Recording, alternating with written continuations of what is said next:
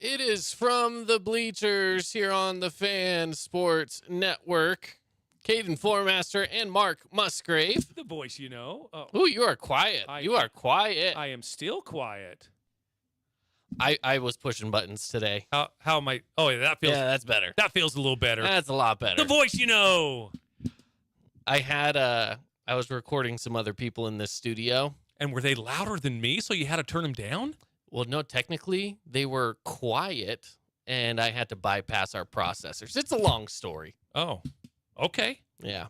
So, anyways, welcome to the show, everybody. We had a good media day yesterday, so no show yesterday, but we did have media day coverage happening right here on the radio instead of from the Bleachers, but it was still fun. Yeah. Still had a good time. Yeah, definitely. It was a great media day yesterday, certainly successful. We got to know, the coaches, the players that are, going to be standouts this year. These are the leaders and the captains of each team. Obviously, there's going to be other players, too, that will certainly make huge impacts on their teams. But it was really good yesterday, and actually I have changed my thoughts a little bit on maybe where some teams finish. And this was just due from yesterday, and we'll talk about that in a little bit. Yeah, we'll get into all of that. It was a fun day, media day, of course. Now, if you missed it and you want to go back and watch it, pretty easy. Just head on over to our website on thefansportsnetwork.com. And you guys can easily go watch it over there. Pretty easy to find. Just go to thefansportsnetwork.com, go to the Region 9 tab. It's the latest thing on the Region 9 tab. Yeah, for sure. And it was awesome. And I think you have that if you just want to go in there and watch the Snow Canyon Warrior press conference, or if you just want to go in there and watch Pineview or Desert Hills or Crimson, you've got those all time-stamped, don't you? Yeah, so if you go in and you scroll, once you click into that article, there's a thing that literally just says Region 9 Media Day. Click into that article. And by the way, it's also posted all over our social medias. So if you go to our social media, you should find it too over there. Now, if you go into it, the video will be the first thing you see when you scroll down. Right underneath the video, all of the timestamps of when everyone switches out. So it starts with Desert Hills, goes to Hurricane, Dixie, Snow Canyon, Pineview, Cedar, Crimson, and then we wrap it up with our panel. So you can easily just go and find whatever team you're looking for, scrub through the video, and just pretty easy to check it all out from there. Yeah, it was a great time yesterday, and we certainly want to thank our host, Reach Higher Athletics, for letting us come to their place of business and kind of bombard them for about 2.5 hours. So again, big thank you to them and to all of our high school sponsors that are going to be helping us out this year. Again, we could not do this without you.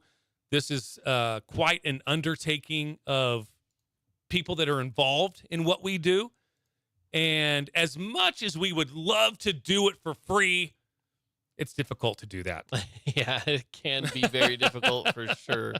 So we definitely do what we can, though. We definitely do what we can. We love our sponsors. And again, thank you so much, because we could not do it without you. I don't have the list of sponsors in front of me, so I'm not going to start naming some and not name all of them, but you will certainly get recognized throughout football, basketball, and baseball season as we are getting into it now, man. Football, there's some scrimmages today. Their team scrimmages. I think Dixie's is today, maybe the blue and white game. I know Desert Hills is tomorrow. So scrimmages going on today and tomorrow, and maybe even a couple on Saturday. I'm not quite sure of everybody's schedule. And then next week we get going. Yeah. Week number 1, next Friday. Yeah, and kind of looking forward to that. That's going to be, obviously, that in itself is going to be a really fun time. We're super excited for Friday, for the not necessarily tomorrow Friday, but for Friday coming up on August 11th. Just real quick, going over some of those games. Here's how week 1 will start off next week. Snow Canyon is going to be at Stansbury. We're going to have Logan is at Pineview. Hurricane will be in Mountain Crest. And Dixie at Springville. Brighton will be down here at Desert Hills. Morgan at Crimson Cliffs. And Richfield at Cedar. So we have ourselves a pretty good schedule locked in, ready to go for week 1. And we're going to have coverage right here on the Fan Sports Network. Next week, we're going to be releasing our broadcast schedule, so stay tuned for that. We're just finalizing that for the season, and we'll be releasing that shortly. So lots of fun stuff to cover here over the next week leading up to game day. And what I love is that, seriously, we are covering every single team. We're going to have a minimum of 2 broadcast teams out there where we will do a simulcast on audio, on video and audio. So on the radio, plus you can go to our website and watch the games as well. Plus we will have another game where it's stream only. And hey, we're messing around with the idea of getting a third team and covering all 3 games once region play starts. Yes. Once region play starts. So we're going to be covering every single team. We're going to be covering Hurricane. We're going to be covering Cedar, Pineview, Crimson, Snow Canyon, Desert Hills, Dixie, all of them. We're not just going to focus on Crimson and Desert Hills or Dixie and Snow Canyon. We're going to be covering all the teams. So just make sure you keep it right here at the Fan Sports Network. Your team will be talked about. It will be broadcast, and I cannot wait for region play to start. You know my thoughts on preseason. I say get rid of it. Let's just jump right into region play and get started. Now, let's talk about this for a second, because every game matters, right? Right? I mean, it's the RPI. It does. Every game still matters. So if we look at the first 3 weeks, and we look at schedule difficulty, you have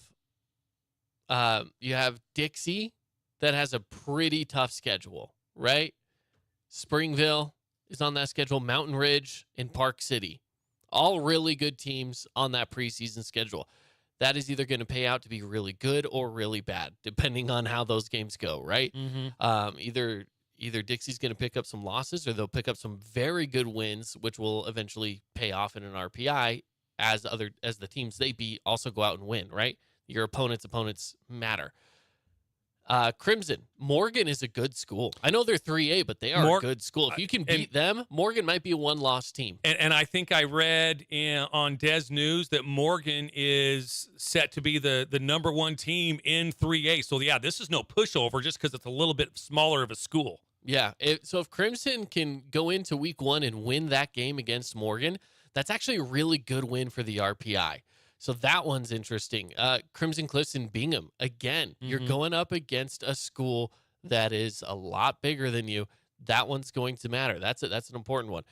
You look at, let's see. Week 3. Week 3 here. Let me just get pulled up. Springville. Another solid game. I'm happy with that one. Yeah, that's going to be a tough one. So there are some good ones on this schedule for some of these teams, right? None of them are pushovers. And Hurricane going up against Mountain Crest, that's a 4A matchup. That's a good matchup to know, where do I stand against another team in 4A. You can see where then eventually through the season, where does Mountain Crest stack up against these other 4A teams, right? Yeah. And so some of these are really good matchups for preseason. A little bit of a drop off in week 2 for Hurricane playing Moapa Valley. I mean, small school. We'll see how that turns out. But then they have Hillcrest. It's a tough Hillcrest. One. That's a tough game. That's a tough preseason schedule for Hurricane, no question about it. If you went with Desert Hills, they're starting off with Brighton in week 1, playing Brighton. Who are they playing week 2? Are you looking at? Desert Hills. They're showing I'm showing Brighton twice, but I know that's not correct. Oh, that must be a little bit of a typo. Yeah. Week 2 is Lehigh. Okay. So originally they had Brighton on the schedule twice as a home and away. Okay. And it was just as a filler, but they did pick up Lehigh. Yeah. Yeah. So it's Lehigh week 2 at Lehigh. And then week 3 is against a school in Idaho. Yeah. I don't know how to pronounce Minico. that. Minico. How I would call it. Yeah. And I don't know how big they are. I don't know how good they are. So that one is a really big question mark to me. Yeah. Snow Canyon, Stansbury in week 1, Manti week 2. And Green Valley from Las Vegas, Yeah. week 3. And they also throw in another Las Vegas school in Centennial in their bye week. Yeah, and that's actually the very next week in week 4, the first week of region play. So tough schedule. I think everybody really scheduled a tough preseason. I think that came back to bite a few teams last year by not scheduling a tough preseason. And I'm looking at everybody, and it looks like they all went out of their way to schedule some tough opponents in the preseason. Absolutely. And I like that. I personally really like that. One thing that we talked to the coaches about on Media Day was a question that you asked a lot to these coaches was how they felt about the addition of 2 regions to 4A, right? Yeah. And a lot of them said, we love it, right? And it's because this is a competition. Sports are sports, right? Sports are competition. That's why we love it. The coaches love it. The players love it. We as the fans love it. I know there's some fans out there being like, man, less of a chance to win a championship. No one else really I haven't cares. heard any of that, though. That's what I'm saying. That's such a small way to look at it. To me, I'm like, good, you beat more. You beat more people. To be a state, it'll awesome. It'll mean more. It means a lot more. Exactly. That's the way I look at it. You will be a true state champion. Again, not that the past 5 years, the state champion of 4A wasn't a true state champion. They were. But this is just widening, throwing it out and having more teams. It's going to be a little bit tougher road to the state championship. And there is no question about it. You will be a state champion, no question about it. And that's what I really love about preseason. I know you want to get into region play, and don't get me wrong, I do too. I love the competition of preseason because it's so up in the air. You don't know the outcome of a lot of these games because we know our region pretty well. We know these kids. We know who's coming back. I don't know who's coming back for Morgan, for Brighton, for Richfield. I don't know any of these guys, right? There might be some really good programs out there that will shock and surprise us. And see, that's, there's a couple of 4A matchups, like in week 1, Snow Canyon, Stansbury. Yeah. They'll get a look at that. Logan, Pineview will be a 4A matchup. Hurricane Mountain Crest will be a 4A matchup. In week 2, there's a couple of more. In week 3, there's a few more. But here's my argument to that is that's what I love about the postseason, though, is that we don't know how good they are at the other regions. It's kind of like Major League Baseball. Back in the day, it was, in the National League, you played National League teams all season long. There was no interleague play. American League, you played all the American League. And when you got to the World Series, there was mystery there. You didn't know how good let's just say the Yankees were, and you didn't know how good the Braves were when they were going to play each other, or the Dodgers, or whoever. That I loved the mystery of it. And I think that's what preseason kind of takes away from a little bit.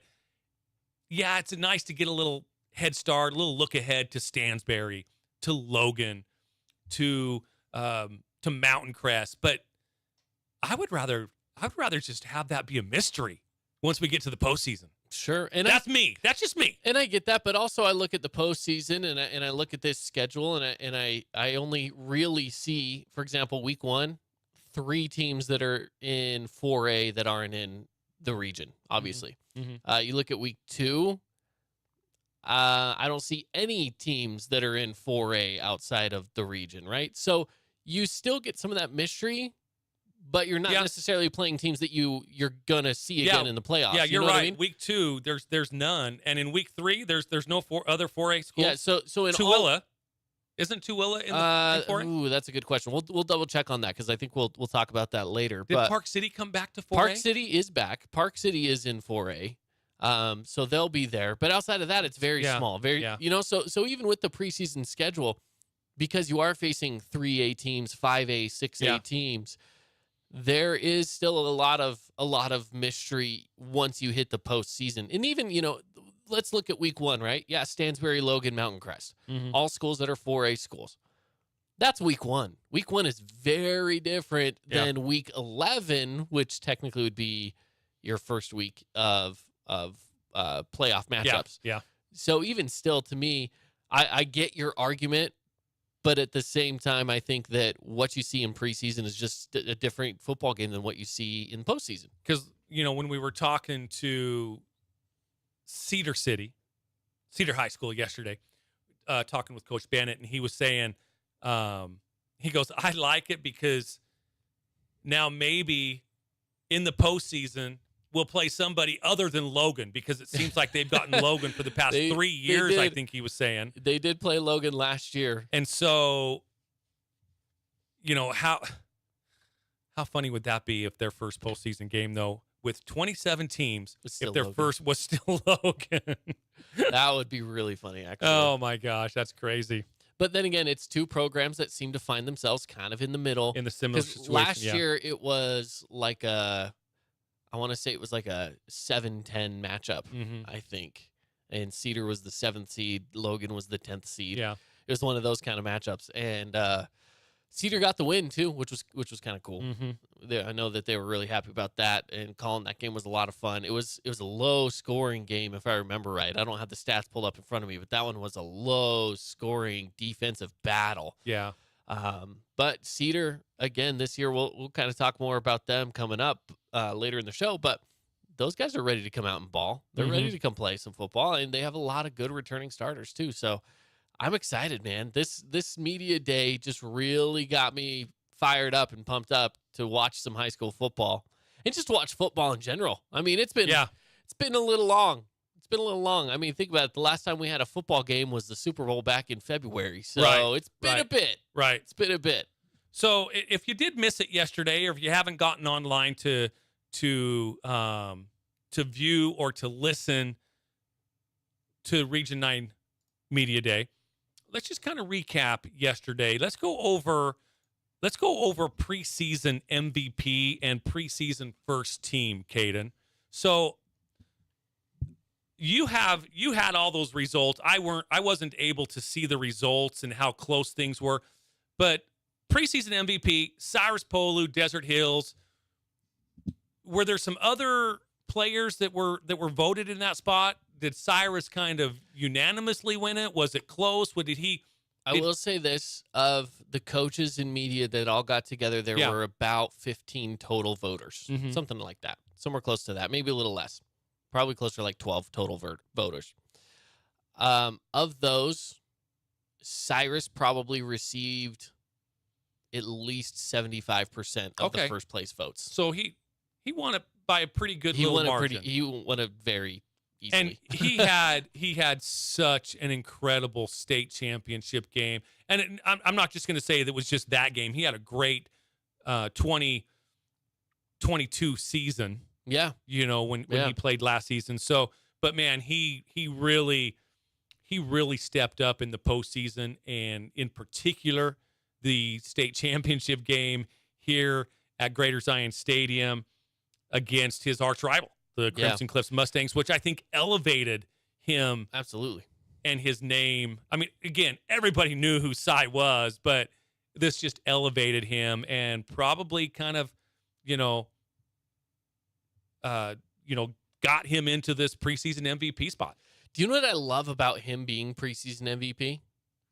And this is no shade towards what I'm about to say, but he's not your typical skill player. It's not a quarterback. It's not a receiver or something like that, right? Because that's usually who you want to gravitate towards. And don't get me wrong, we have some great quarterbacks and receivers in this region.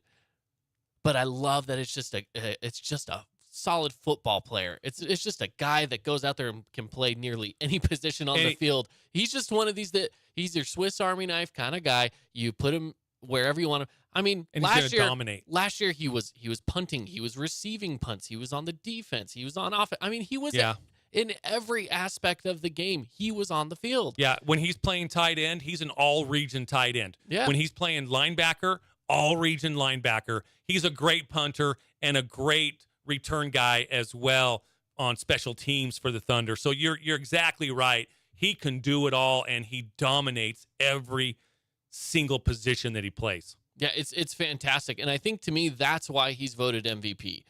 It's not because he's just so good at the one thing he does. he's so good at everything that he does. It's not just one position that he goes out there and plays. Now, I will say this. There were 2 other names that did get MVP votes that make the top of the first team list.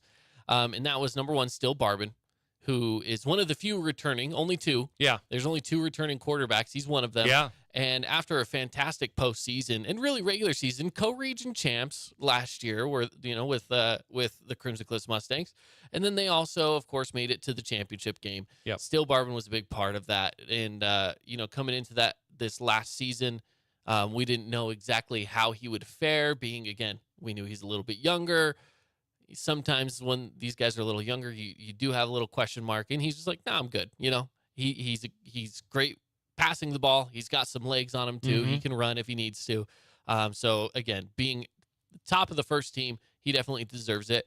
But then just another one of these guys in the trenches with Stu Taufa. Yeah, and Stu and Ocean, they're so physical, so big, so fast, so strong. That's definitely going to be one of the benefits to the Desert Hills Thunder is just those 2 guys. They are incredible. Parker Andrus also for Crimson Cliffs. And I was telling Macy the story of Parker's legs, his thighs.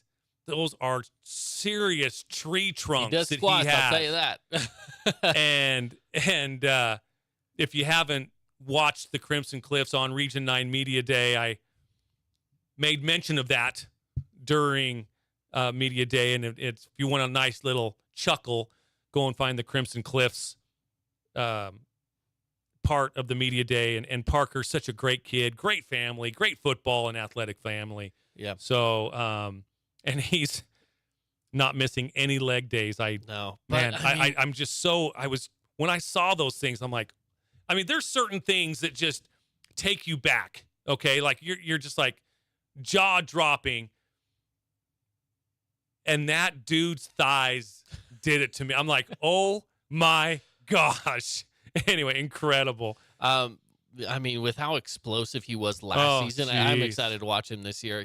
He's one of the, and I'm always a big fan of following the offense, right? I love good offensive plays. Parker Andrus makes me want to watch defense. Like when Crimson Cliffs defense goes out on the field, I'm like, all right, what's Parker going to do? He's just that one guy where you get excited to watch the defense. And let's be honest, are we ever really excited to watch defense? Very rarely, right? Right. Parker's one of those guys that makes me excited to watch the defense.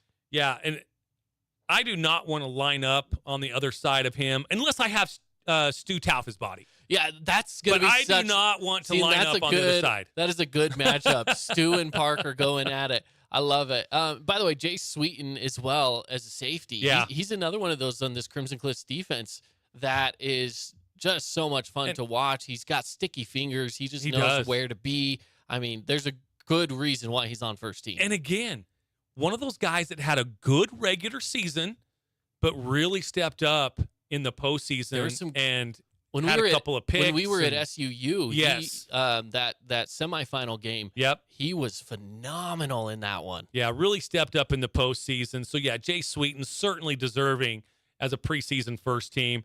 Jackson Barban, Brock Harris, who we know from Pineview. Talking with Pineview and the head just coach, a sophomore here, Coach Boyer over there, getting calls from, Nick Saban, from Alabama, from Georgia, from LSU. Just Auburn, just getting some calls from the best football conference in the country. I know you guys don't want to hear that, but the SEC is the best and strongest football conference in the nation. And he's getting recruited to all those big schools, man. Brock Harris going to be a standout this year. Yeah, absolutely. And you did mention Jackson Barban. Yep. Again, one of the better receivers in 4A and especially in Region 9. Trayden Elliott, a standout last year for Cedar. He's back again this year.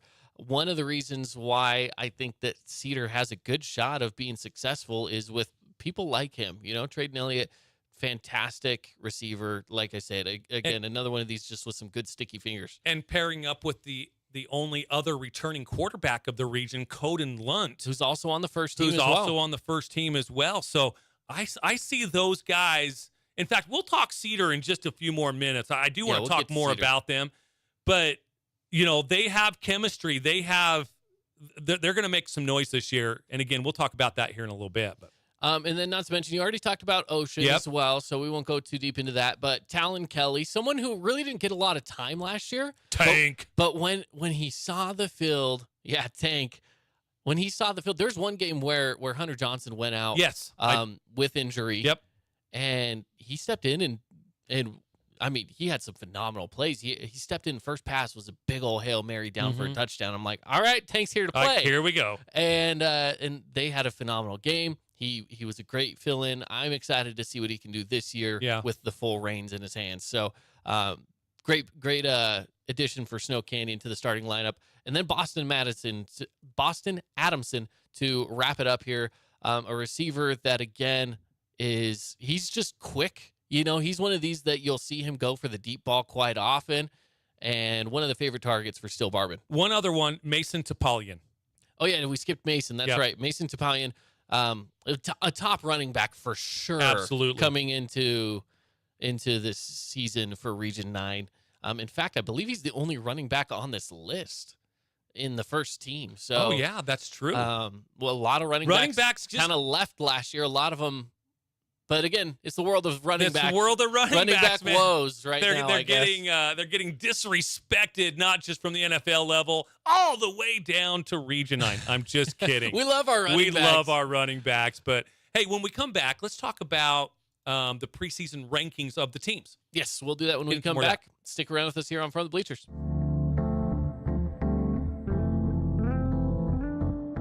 Hey, it's Caden Formaster. And Mark Musgrave, the voice you know with the Fan Sports Network. Check out our local sports radio show, From the Bleachers, live every weekday from 4 to 6 p.m. Listen to us on the radio on 99.5 or 95.3 FM. You can also listen through the Fan Sports Network app or watch the show live on the Fan Sports Network YouTube page. The Fan Sports Network is your home of Utah Tech Trailblazers, high school sports, and the pros. The Fan Sports Network, Southern Utah's home for local sports.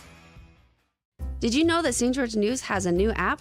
Download the St. George News app today and stay up to date on everything happening in Southern Utah. Get instant notifications on news, weather, sports, and more. Download the app today and get your local news now. Media is everywhere. It's a part of our daily life, our routine, not just for entertainment, but to stay informed. Local media has the biggest impact on your daily life. It's what's around you, what matters. And at Canyon Media, our goal is to deliver the very best in local entertainment, news, and media. From our award-winning radio stations like 99.9 Coney Country to Southern Utah's #1 source for local news, St. George News, we believe in delivering free, fast, and accurate local news, entertainment, and information to all of Southern Utah through our entertaining on-air personalities and music, compelling local shows, and community events like the City of St. George 4th of July celebration and charitable events like Coney Coins for Kids. From our entire team of dedicated designers, videographers, salespeople, digital marketers, writers, and on-air talent, thank you for letting us be a part of your daily life. Canyon Media, here for you.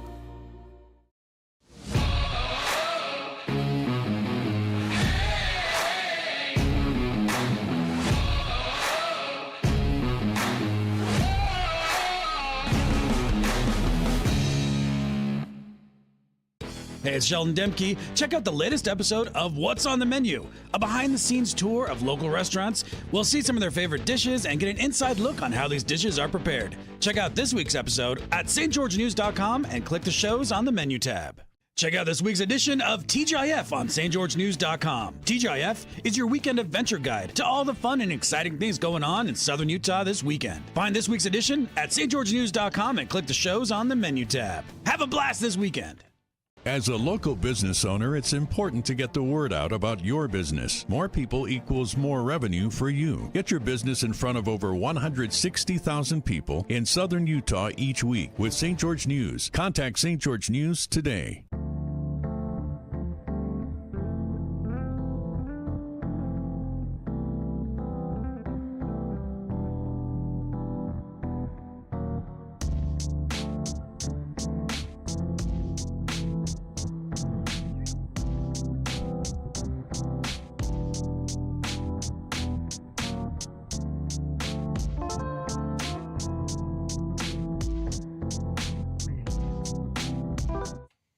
Welcome back, everybody. It is from the Bleachers here on the Fan Sports Network. Caden Formaster and Mark Musgrave. The voice, you know. We're talking some Region 9 football. Yesterday was Media Day. If you missed Media Day and you want to go back and check out that coverage, you can find the link on all of our social media platforms, Facebook, Instagram, Twitter, or is it just X now? X, just X. I'm still calling it Twitter. I don't care. I know. I'm a rebel. I know. I kind of wish I wouldn't have done the update to have it change from the little bird to the X. The X. It's so stupid. Anyways, it's also just on our website, thefansportsnetwork.com. Click on the Region 9 tab. The most recent story right there is Media Day. If you click on that, there's the video link right there, along with everything that we're talking about right now, the honorable mentions, first team, MVP, and the preseason team rankings, which is what we're about to get to. So, yep. Let's dive into that. Do we want to start at the bottom or start at the top? I'll let you decide. Well, number 7. Okay, we'll start at the bottom. Coming in, number 7, Hurricane Tigers. Now, here's the thing. They were at number 7 last year in the preseason rankings. They did not finish number 7. Yeah. They can be proven. They can prove people wrong. And Hurricane's one of those teams where there's just no give up in this team. I would imagine that they're looking at this and they're like, okay, chip on shoulder. Mm-hmm. And there's going to be some surprises this year. No, and I love Coach Ashby. He's one of my favorite people. Whenever you talk to him, he's a big old ball of energy for sure. He is. I love what Coach Ashby does. And one thing that they talked about too, a little bit in Media Day, was the camaraderie of it all. Mm-hmm. He says that this team really feels like it's coming together more so than he's had in past years, right? That he just feels like they're a little bit of a step ahead of the game when it comes to the camaraderie aspect at this point, as they're still waiting to head into the season. No games under their belt yet, and they're already at the point where they feel like it's starting to click a little bit with the guys. So that's always big. Yeah. I know they're 7. They might not finish the season at 7. That's one of those that we'll see. And also, by the way, I want to point this out. With 4A being as big as it is now, even if they did finish 7th in our region, that doesn't mean they're anywhere near the bottom in 4A either. Yeah, they could still be like, 16th in 4A out or of the 15th 25, whatever, 27 schools. Mm-hmm. That doesn't mean they're 27 if they're 7, right? And that goes for whatever team falls at that point. Exactly. I'm not necessarily saying Hurricane specifically, but that is where they finish in the preseason team rankings. So, moving on, we go to Pineview. And Pineview was a team that struggled last year. Yeah. There's no doubt about it. They went 0-9. They went winless last year. And that's not fun to do, obviously, but they lost so much talent going into that season. Yes. And the good thing is a lot of the guys that are there now were all there last year. Exactly. There's You've a lot of returners. You got 5 returners on offense. You got 7 returners on defense. So, yeah, not like it was last year. I can't remember how many players they had coming back last year, but it wasn't much. And so many skill players, not just regular old skill players, but like D1 athletes. D1 athlete skill players they lost. They had 2 guys that went off to BYU. One is playing at Clemson. I mean, they lost talent. Yeah, they did. There was definitely going to be a drop off. They probably didn't want it to be that much of a drop off, but it was. This is a team that I think does have a chip on their shoulder. This is a team that you need to watch out for because Brock Harris is legit. He is a game changer in of itself. Absolutely. So be careful of him. And he did see time last year as a freshman out there on the field. But again, it's just you're more than just one guy, right? So we'll see what they can put together this year. I think the reason why they're ranked at 6 this year is I think people want to give them a little more credit than they got last year, obviously.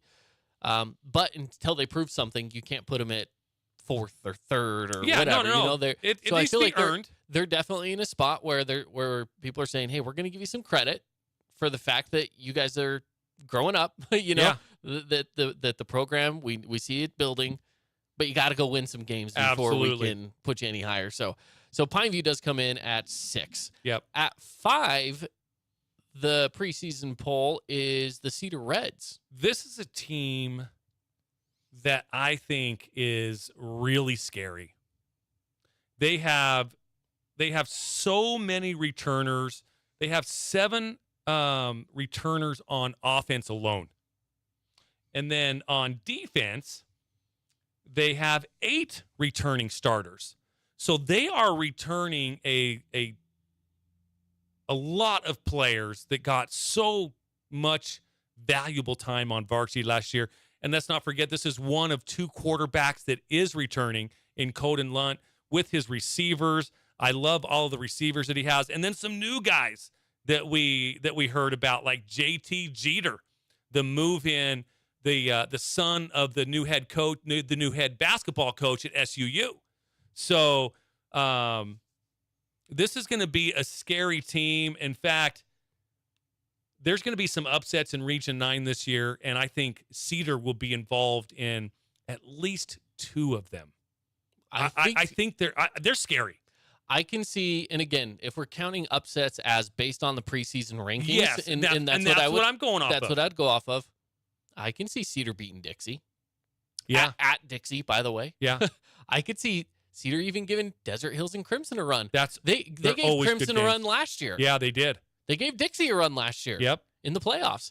They're giving a lot of these teams really good games last year that they just fell short. Yeah. And they even talk about that in their media day interview a little bit too, about just falling short in some of these games where it's tight matchups, just that fourth quarter. Yeah. They kind of let things loose a little bit. If they can hold on to it, and I think they can, because it's a lot of returning guys. And do you have that clip? Not pulled up at this moment, but we could play it during the show for sure. Yeah, okay. Because I do like what Cedar has, and I want to get to them. Me too. For sure. Right now, though, let's go to team number 4. That's Snow Canyon. Yeah, Snow Canyon again. I did like them as well. Coach Esplin. I asked him what his personality of his Snow Canyon Warrior team was going to be like. Are they going to be physical? Are they going to be, speed and finesse? And he loves to coach physical. I mean, he loves his players to be physical, even if they do lean towards, being fast and being more of a finesse team. He's going to preach physicality all the time. And this is going to be interesting to the Warriors. They lost some great skilled players. Let's be honest. Quarterback, wide receivers, DBs, safeties. They lost some really good skilled players from last year. But they've got 6 returners coming back on offense. They've got 5 returners coming back from defenses, from the defense, some of those being Tegan Whitehead, Conrad Green, Mikhail Swenson. He made some big plays last year, if you remember right. Yeah, he did. So there's some really good players coming back on the offensive side of the ball. Obviously, Tank Kelly, he's going to be under center for sure for the Warriors. And then you've got Threll Fall, running back, wide receiver. You've got Ryder Entz, Ryder Holt, Karsten Stewart, Mac McLennan. I mean, they've got some really good players that are going to have to step up because, again, they lost some great skilled players last year. They did, and I do see this being a team that finds a way to step up a little bit. I think that they're used to doing that. Oh, Snow Canyon they're always feisty and physical. Because I felt like even last year, we knew there were a lot of seniors on that team, but it was still one of those situations where it's like, yeah, but are they going to be any good though? And it's like, no, they're good. We just watched them and it was like, nah, they're good. They kind of left some questions out of it. So yeah, a lot of guys left last year, but they do have some decent guys that are coming into it. And I like to see what they're going to do this year. Now, again, just a reminder, Snow Canyon, you do have 2 state titles, but the last one was in the 1900s. Ooh. 1999, the last year of the 1900s. So Snow Canyon, it's been a bit. It's been a little while. Time to put that chip on your shoulder and go to work. Yeah. Love it. So coming in at number 3 are the Dixie Flyers. This is a team too, by the way, where they're also in kind of a rebuild mode right now. But Dixie has a knack, and Coach Monkers talked about this too. It's like, oh, well, we just, if guys leave, there's guys in JV that are waiting in the wings ready to go. That's true. They always just seem ready to go. Even when I think, who do they have this year? All of a sudden they come out and they're just winning games. I'm like, well, now they have this kid and this kid and this kid. I'm like, interesting. This goes clear back to Hobbs Nyberg and those years back in the late teens, where I'm like, oh, Dixie lost so many good players. They're gonna have to take a drop, and they don't. They just. It's kind of like the New England Patriots back in the day when Tom Brady was there. They just retooled, and they just plug and play. Yeah. It was more of it's more of a program than a team. That's what I love about Dixie. That's what I love about Coach Monkers and what he does at the freshman level, the JV level. Obviously, it certainly helps out at the varsity level when it's their time to step in for those graduating seniors the year prior. So, again, it's one of those years. Yes, Dixie's third. Could they be a little bit lower? Maybe, because, you look at these names and you think, okay, they played good JV last year, but they don't have any varsity experience. But just going off of reputation of what Coach Monkers does and the Dixie Flyer program does, they're sitting right there at number 3. Yeah, but they also have, they have Jackson Barbin coming back, who was good. Dave Barchi, who we called his name a few times last year towards the end of the season. He stepped in with some other players kind of getting some injuries. He got a decent amount of playing time and played pretty well. Brock Parrish, he's the new kid in town. Yep. And right now he's kind of, from the looks of it, he's QB1. Yeah. So that's what I'm expecting from him. Silas Russell is a newcomer for running back as a senior. So, and then again, you look at this defensive side. Jacob Dombrowski's a beast. Yeah, he is. I love this kid at linebacker. He's constantly just getting in and disrupting. So I'm excited to see him. Junior Coughlin as well at safety make some noise. So there's some great names on this Dixie roster already. Again, it is one that they did lose some good talent, but I think there's some other talent right now just waiting in the wings to come in and prove who they are. And I think they're going to need to lean on their defense. Coach Dan O'Dette, the defensive coordinator, he does have 5 returning starters coming back. They're going to have to lean on this defense, I think, a little bit more than they have in prior years because of who they lost last year on the offensive side of the ball.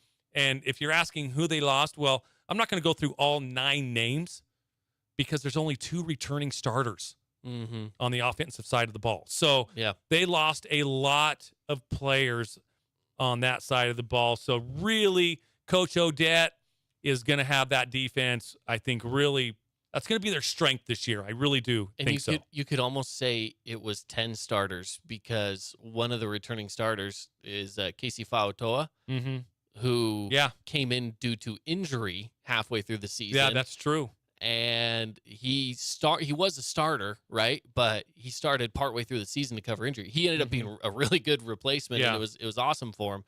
But in some ways, you could say that, hey, if you were talking about the start of the season, there's only one person returning from last year. Yeah, and if there's a team that I could see maybe drop a slot or 2, it would probably be Dixie.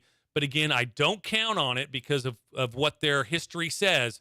But if there is a team that could drop maybe out of the top 3, it would probably be the Flyers. Yes, I agree. But we'll see. The top 2 teams coming in at number 2 are the defending state champs, the Desert Hills Thunder. And I do have to say, this is a preface. We've said this before. These 2 teams really were neck and neck. I mean, Crimson and Desert Hills at the end of our poll, they were neck and neck, and we really had to be like, all right, tiebreaker call. Who's it going to be? Right. So this is one of those that's so tough to figure out who's going to be the better team this year. I don't know. I really don't know personally, but at the end of the day, the poll shows Desert Hills at number 2. I don't think this is a slight to Desert Hills. I really don't want it to be. It just shows that this is how strong Region 9 is when you have no idea which team is better because they're both just that good. Well, this is going to be a physical football team. Oh yeah. When you've got Cyrus Polu and Ocean Talfa on the defensive side of the ball, and you will see them, at least Cyrus, at least on the offensive side of the ball as well. And then you've got Stu Talfa on the offensive line.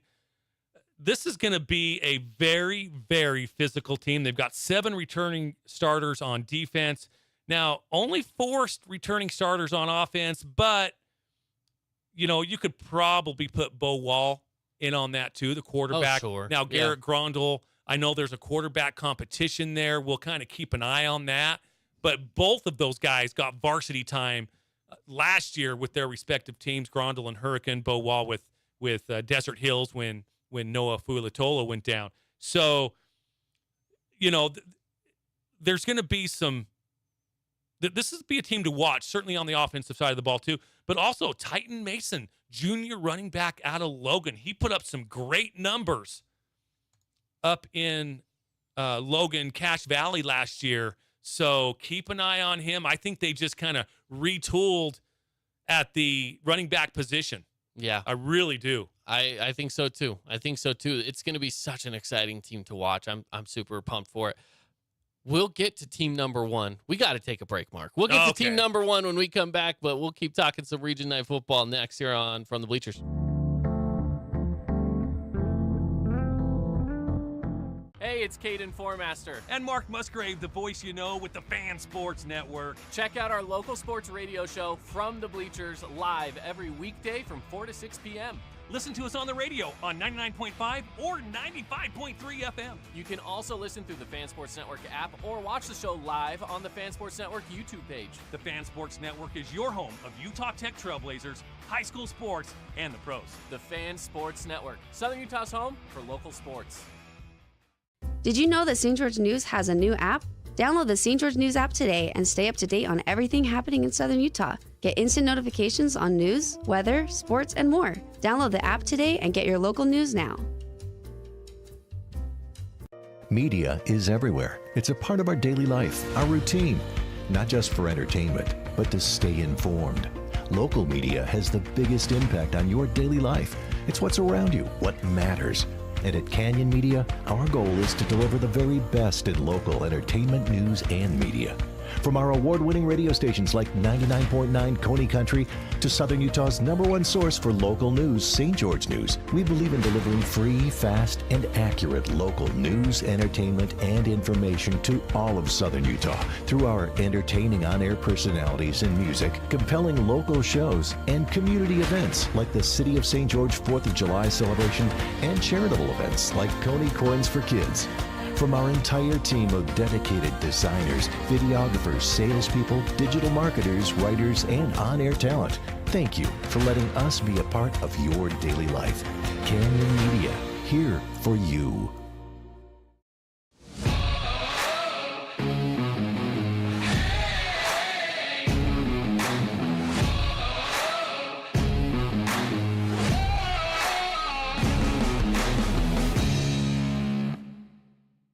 Hey, it's Sheldon Demke. Check out the latest episode of What's on the Menu, a behind-the-scenes tour of local restaurants. We'll see some of their favorite dishes and get an inside look on how these dishes are prepared. Check out this week's episode at stgeorgenews.com and click the shows on the menu tab. Check out this week's edition of TGIF on stgeorgenews.com. TGIF is your weekend adventure guide to all the fun and exciting things going on in Southern Utah this weekend. Find this week's edition at stgeorgenews.com and click the shows on the menu tab. Have a blast this weekend. As a local business owner, it's important to get the word out about your business. More people equals more revenue for you. Get your business in front of over 160,000 people in Southern Utah each week with St. George News. Contact St. George News today.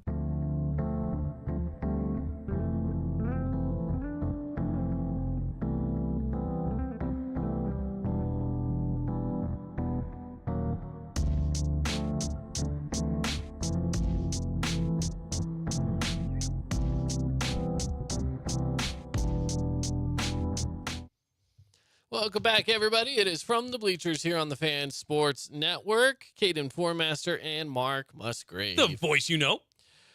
Welcome back in as we are talking about the preseason rankings for Region 9 football, and we've gotten to all but the top one We need to talk Crimson Cliffs. They've Yeah. made the way to the top of the list in our preseason poll. And again, to mention, Desert Hills is right there. They're right on their tail. This kind of could have gone either way. Crimson Cliffs just slightly gets the nod. So let's talk about why they get the nod. Both of these teams lost some talent, but Crimson just didn't lose a ton of their skill players. They have a lot of returning skill players on this team. Yeah, they do. Steele Barbin, one of 2 quarterbacks returning in Region 9. We already talked about the previous one in Coden Lunt for the Cedar Reds. Steele Barbin's the other one. So when you don't have to replace your quarterback, it seems like you're already just a little bit ahead of the other teams that had to replace, whether it was a 1-year starter or a 2-year starter. It seems like you're just a little bit farther ahead. So we'll see if that kind of holds true here with the Mustangs as well. But also, too, they've just got some, great coaching as well. Great players. We talked about them already, but Parker Andrus, McCord Christiansen, Mason Topalian, Boston Adamson, Tyler West, senior wide receiver as well. Just a lot of really good players. And then on the defensive side of the ball, you've got 9 returning starters. I accidentally mentioned Parker Anderson in the offense, but he is going to lead this defense as a nose guard, and I am with you all the way. I can't wait to watch Taufa and Andrus go at it when it's Mustangs versus Thunder. Oh, yeah. My gosh. Scott Nyson as well, McKay Wright, some familiar names that way. Brock Baker, who had some pretty good minutes last season. We mentioned Jace Sweeten when we were talking about our first team as well. And then Caden Hawes as well got on the honorable mentions list. So right. There are 9 returning starters, not to mention Jack Morby as a defensive newcomer. I feel like still not much of a newcomer because he played some minutes last year. Right. Connor Kell, another one of those that played minutes, right? But is technically a newcomer, you could say. It's still not much of a newcomer, I feel like. I feel like this defense is just stacked. It's going to be tough to take them down. And then 2 of the best running backs in the region, both returning, both for Crimson, and McCord Christiansen and Mason Topalian. Yeah. So they just kind of have it all. Yeah, I'm telling you, I'm just so excited for Region 10. Oh, my gosh. This is the second time today. And you said that you were going to have I would no never, problems. I really did, man. I guess that's just, yeah. We need to come up with something for when you get it wrong. Yeah. Anyways, Region 9, speaking of Region 10 last year, that's what I was trying to say. Just kidding. Yeah. I'm just excited for Region 9 to get going. It's just going to be, it's going to be so competitive. I know that there's going to be upsets. I know there is. Whether absolutely. I'm already on the record by saying I think Cedar upsets two teams this year, and I'm just going off of these projections. So whether they beat Crimson, Desert Hills, Dixie, Snow Canyon, they will beat 2 of those 4 teams. I'm going out on record and saying they will get 2 upsets this year. 2 upsets. And they'll beat Pineview and Hurricane as well? Yeah. I mean, I think they beat the teams they're supposed to beat. That's how much I like this Cedar Reds team. I really do, man. And then throw in, by the way, just because we're on it, they also have, of course, Canyon View, their crosstown rivalry game, which is always tons of fun. Everyone loves a good crosstown rivalry game. They have Richfield and they have Juab. So they're playing a lot of 3A teams to start the season. That's a schedule they could go 3-0 heading into week 4. Right. Where then they have to go face off against Crimson. That's a tough game in week 4, September 1st. But hey, if they go 3-0 through preseason, then Cedar might be a team that's pretty high in the power rankings coming into the first week of region play. Yeah, I agree. It's going to be very interesting. Man, I'm hyped. I'm hyped. We're going to keep covering, of course, all of Region 9 as it gets closer. Again, just as a last reminder, if you missed Media Day and you want to catch some Media Day coverage, head on over to thefansportsnetwork.com, and on the Region 9 tab, it's the latest thing posted. Our Media Day coverage right there. You can click on that and watch the video. There's timestamps if you want to skip past some of the teams you don't care about as much. You want to watch your team. There's timestamps to let you know where your team is at. While you're at it, you can check out just below it. There's a list of first team, honorable mentions, all that kind of stuff. So all over there on the fansportsnetwork.com. We're grateful for all of you that have tuned in and have checked it out. And I know there's been a bunch of you. Yeah. We know that there's been a lot of hype around it. And we, of course, are happy to be able to provide it for you. So with that said, we got to take another break. Top of the hour, 5 o'clock, coming up next. We're going to switch things around, Mark. We're going to be playing Fan, Not a Fan. Love it. When we come back. Stick around with us here on From the Bleachers. Hey, it's Caden Formaster. And Mark Musgrave, the voice you know with the Fan Sports Network. Check out our local sports radio show, From the Bleachers, live every weekday from 4 to 6 p.m. Listen to us on the radio on 99.5 or 95.3 FM. You can also listen through the Fan Sports Network app or watch the show live on the Fan Sports Network YouTube page. The Fan Sports Network is your home of Utah Tech Trailblazers, high school sports, and the pros. The Fan Sports Network, Southern Utah's home for local sports. Did you know that St. George News has a new app? Download the St. George News app today and stay up to date on everything happening in Southern Utah. Get instant notifications on news, weather, sports, and more. Download the app today and get your local news now. Media is everywhere. It's a part of our daily life, our routine, not just for entertainment, but to stay informed. Local media has the biggest impact on your daily life. It's what's around you, what matters. And at Canyon Media, our goal is to deliver the very best in local entertainment, news, and media. From our award-winning radio stations like 99.9 Coney Country to Southern Utah's #1 source for local news, St. George News, we believe in delivering free, fast, and accurate local news, entertainment, and information to all of Southern Utah through our entertaining on-air personalities and music, compelling local shows, and community events like the City of St. George 4th of July celebration and charitable events like Coney Corns for Kids.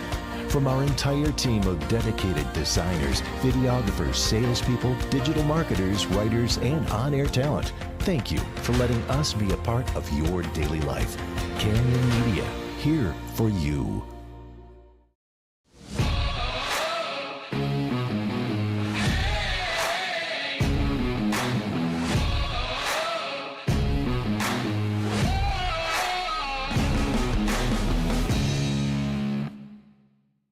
Hey, it's Sheldon Demke. Check out the latest episode of What's on the Menu, a behind-the-scenes tour of local restaurants. We'll see some of their favorite dishes and get an inside look on how these dishes are prepared. Check out this week's episode at stgeorgenews.com and click the shows on the menu tab. Check out this week's edition of TGIF on stgeorgenews.com. TGIF is your weekend adventure guide to all the fun and exciting things going on in Southern Utah this weekend. Find this week's edition at stgeorgenews.com and click the shows on the menu tab. Have a blast this weekend. As a local business owner, it's important to get the word out about your business. More people equals more revenue for you. Get your business in front of over 160,000 people in Southern Utah each week with St. George News. Contact St. George News today.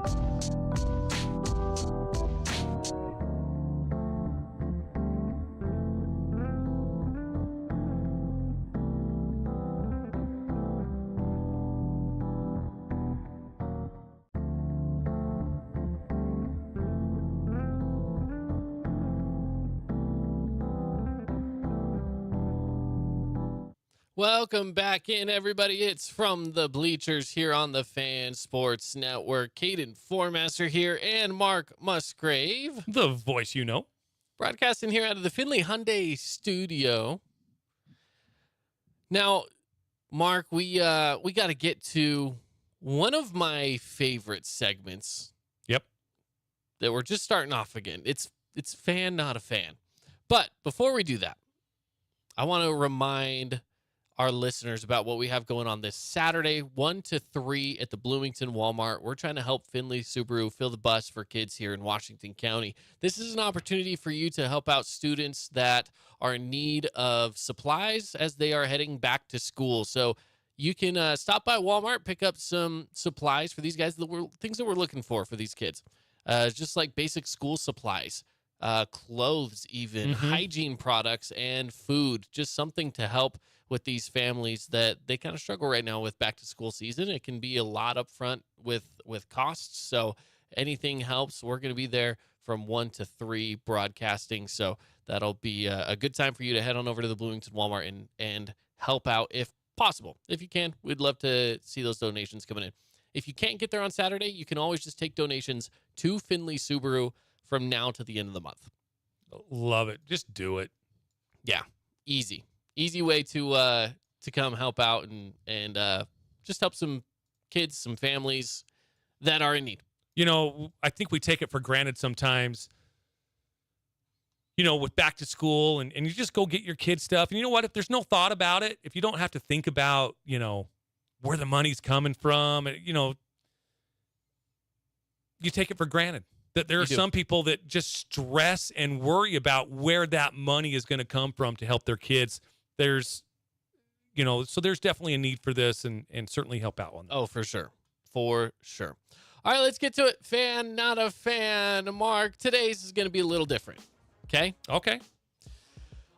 For today, I'm going to show you some things on the screen. For our radio listeners, I will try to describe what we can as much as possible. But on YouTube, if you head on over to the Fan Sports Network YouTube channel, you can watch us broadcasting our show live. You can see what we're seeing. It'll help you explain a little bit better. But today's fan, not a fan, we're going to be going over all of the new jerseys of the NFL. Some are throwbacks, some are new.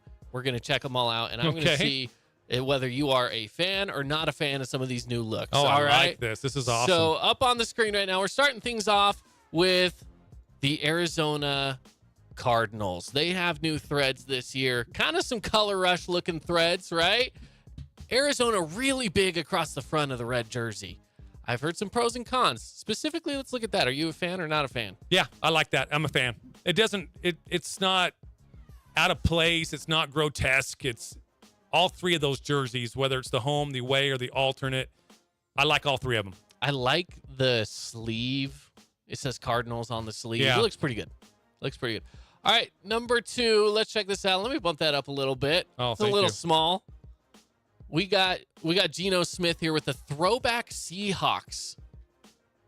What do we think of? Do you like those throwback Seahawks jerseys? Not a fan. Not a fan. Yeah, I don't know why, but I'm just not. I don't look at that jersey other than the Seattle on the sleeve, the Seahawk, I should say. I'm just not looking at that thinking Seahawks. I almost see Detroit Lions in that.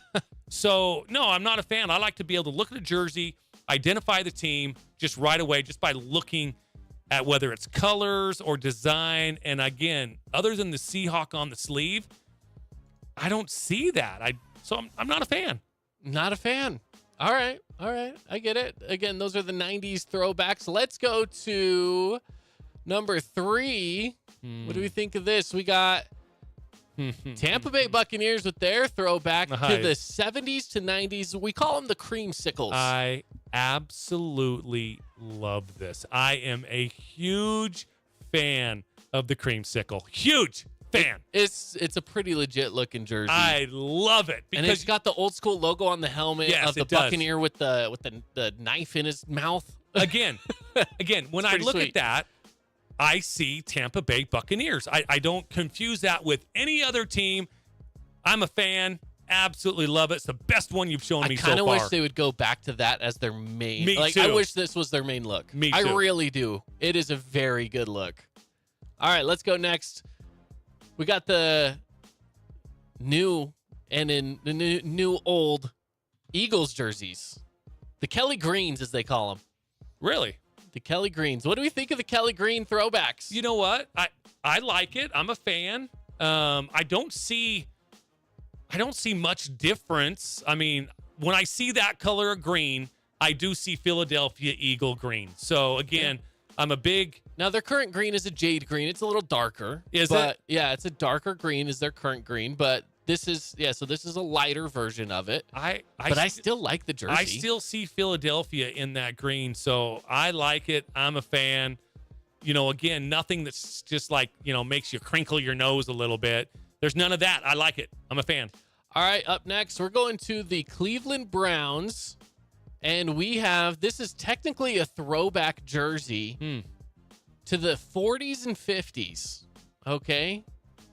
Well, they haven't worn white helmets since 1951. This will be the first time they've worn a white helmet since 1951. Now, remember, their logo is an orange helmet. You know what? I think I'm a fan of that. I like that look. Now, I would have to know that it's the Cleveland Browns playing, so I'm kind of going against my own belief here of I like to look at a jersey and a uniform and say, you know what? That's the Eagles or that's the Bucks.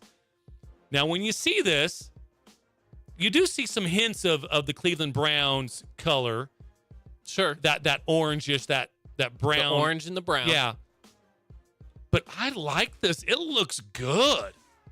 Yep, they're going to be wearing this week 2 against the Steelers, week 6 against the 49ers, week 17 against the Jets. So they got this look for 3 weeks of the year next year. I kind of like it. I'm a fan. It's pretty good. The throwback, this is next. We got throwback Minnesota Vikings, 60s and 70s. Not too different of a not look, too different at if all. we're being honest. Fan. I'm a fan. Again, like you said, not a big difference even from the current. And there's going to be some teams like that have had the same look for 30, 40 years. You know, when you talk about the Vikings, the Cowboys, the Raiders, you know, the Steelers. Those are teams that have had the same look for so long. Yeah. This is one of those that a lot of people, of course, know Fran Tarkenton, who this was the jersey that he would have worn, for example. So let's move on to the next one. This is the Detroit Lions alternate helmet. It definitely is some pros and cons to this helmet. I don't like it. Not a fan. And I usually like everything that Detroit does, the Detroit Lions. I don't particularly care for that. I agree with you. When it first came out, I was like, oh. No, I get what they're trying to do. Detroit's Motor City. It's supposed to look like the Ford Mustang logo, but instead of a Mustang, it's the lion. Yeah. That was the idea. That was the concept. Not seeing it. It doesn't, in my opinion, it doesn't look good. No, I don't like it. Not a fan. I don't like it. Here's the thing. They are wearing this week 8 against the Raiders. They're also wearing it in week 18 against the Vikings. So you for sure will be seeing this when you're watching Raiders play. Interesting. So, okay. Yeah, not a fan. Okay, next one. This is one of my favorites. Okay. So if you're not a fan, I'm going to be a little offended. The throwback for the Tennessee Titans to the Oilers uniform. Yeah, baby. I'm a fan. I'm a big fan of this. I don't believe they're going to have the Oilers logo on the helmet. Yeah, I don't think they will, but it is the Oilers colors. Yeah, looking at that, it doesn't show the Oilers logo on that, but I absolutely love that. It's, you know, it's got the light blue jersey with the white lettering trimmed in red. It's got the helmet is all white except across the top from the front to the back. You know, you've got the 2 outside red stripes and that blue stripe that goes down the middle. I like this a lot. And Derrick Henry there makes it look mean. Oh my gosh, yes. All right, next up, this one is a new one, and I kind of like it. Mm-hmm. We have the Colts with their new alternate. They call this Indiana Knights. Ooh. And it's a black helmet with a blue horseshoe with the blue Colts logo, and it's kind of a blue color rush of a uniform.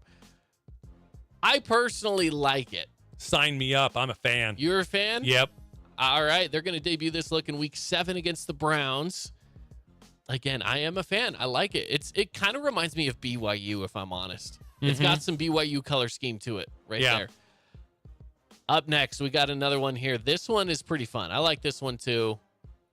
Little bit of a throwback to the more 80s, starting in 79. Okay. The Jets with some of the white throwbacks. The only reason why I'm going to say I'm a fan is because I just don't see much difference in those unis compared to what I saw last year. So I'm going to say I'm a fan just because when I look at it, I do see the Jets,